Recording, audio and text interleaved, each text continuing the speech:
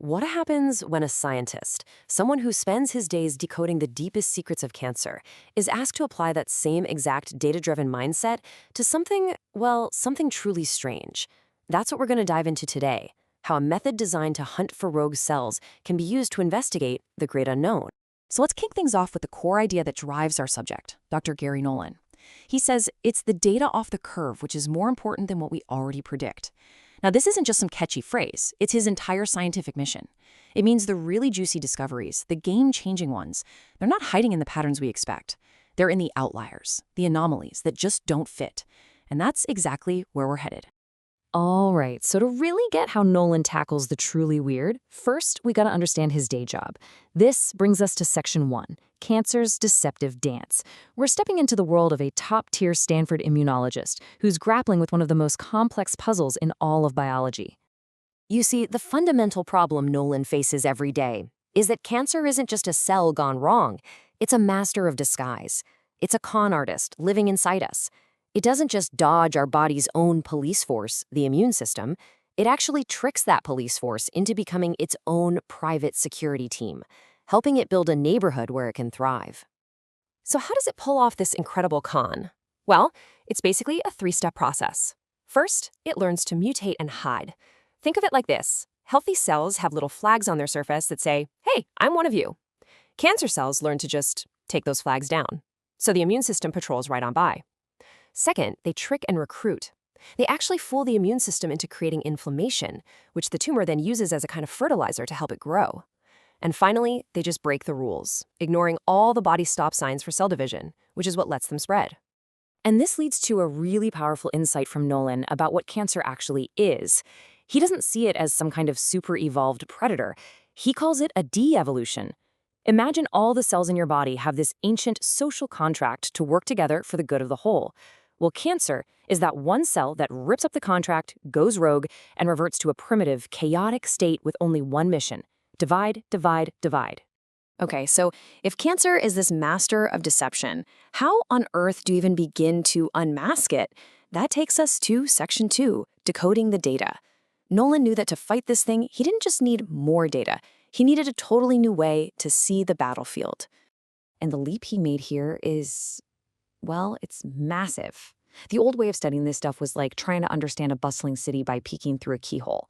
Scientists could only look at maybe 3 proteins at a time, giving them this tiny, blurry picture. Nolan's way? It's like launching a high-res satellite. His tech lets scientists see over 60 proteins all at once, creating this incredibly detailed map of practically every immune cell in the body. But you know how it goes. Solving one problem can create a whole new one. And this breakthrough led to a doozy, a data deluge. All of a sudden, scientists were drowning in information. They had this perfect picture of the battlefield, but the map was so huge, so detailed, that no single human brain, or even a whole team of them, could possibly read it all. So the next question is obvious. How do you read a map that's too big for a human? Nolan's answer was another huge leap. He puts it like this. Suddenly, I have an agentic AI that is basically an immunologist scientist in a box. This AI can sift through that mountain of data, form its own hypotheses, and even suggest the next experiments to run. A process that used to take scientists months can now be done in a few hours. Okay, so let's recap. We have a world-class scientist with an unbelievably powerful method for finding meaningful needles in massive haystacks of data. Now we get to Section 3, the scientist's second subject. And believe me, this is where the story takes a very, very sharp turn. Just think about that for a second.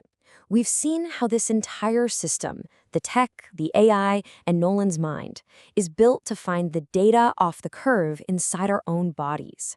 So what happens when you point that exact same system at anomalies out in our world? And his path into this was not planned at all. It all kicks off in 2011. He gets asked to analyze the Atacama mummy, which some people were claiming was an alien. He runs the data and proves it's a human with some really severe genetic mutations. You'd think case closed, right? Nope. About a month later, some people from the CIA and an aerospace company just show up at his office.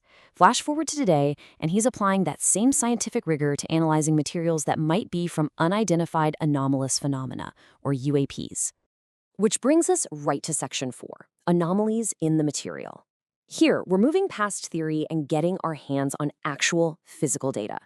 This is where Nolan's hunt for that data off the curve gets really, really interesting. And what's so important to get here is that we are not talking about fuzzy photos or strange stories. Nolan deals in physical data. In this case, it's a piece of metal, allegedly from a UAP event that happened way back in the late 1950s in Ubatuba, Brazil. So here on Earth, and pretty much everywhere else in our solar system, the different types of magnesium, think of them as different weights of the same element. They exist in this very stable, very predictable ratio. You always get about 79% of one kind, 10% of another, and 11% of the third. But this sample from Ubatuba, the ratios were, well, they were completely, unexplainably wrong. Just drastically different from anything we see in nature. This is the data off the curve. It's that one data point that just doesn't fit the graph. It isn't a story somebody told, it's a set of numbers that shouldn't exist. So the scientific question isn't, do you believe it? The real question is, what kind of process could possibly create this? So Nolan and his colleagues at Stanford ran the calculations, and the answer they got is just staggering.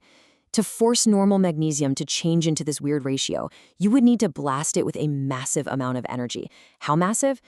It would be like setting off an atomic bomb right next to it every few seconds for 900 years. The energy needed is almost incomprehensible. And that brings us to our final section, the hunt for meaning. So how do you connect the dots between cancer research and a weird piece of metal? Well, the answer isn't about what he's studying, it's about how he's studying it. Nolan himself is very clear on his position, and this quote really sums it all up. He says, "I don't believe in anything. I believe in the data and the evidence. There's enough evidence for me to say there's a question worth answering."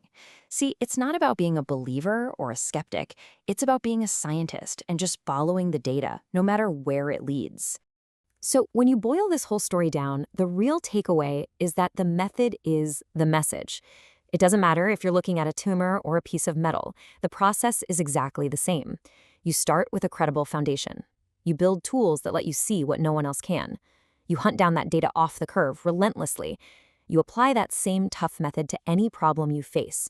And maybe most importantly, you have to be willing to ask the questions that other people are too afraid to. And that leaves us with one last question to chew on. From the mysteries inside our own cells to the mysteries out in our world, Dr. Nolan's journey shows us the incredible power of just paying attention to the things that don't fit. So I'll leave you with this. What will we discover when we're finally brave enough to investigate all the data that falls off the curve?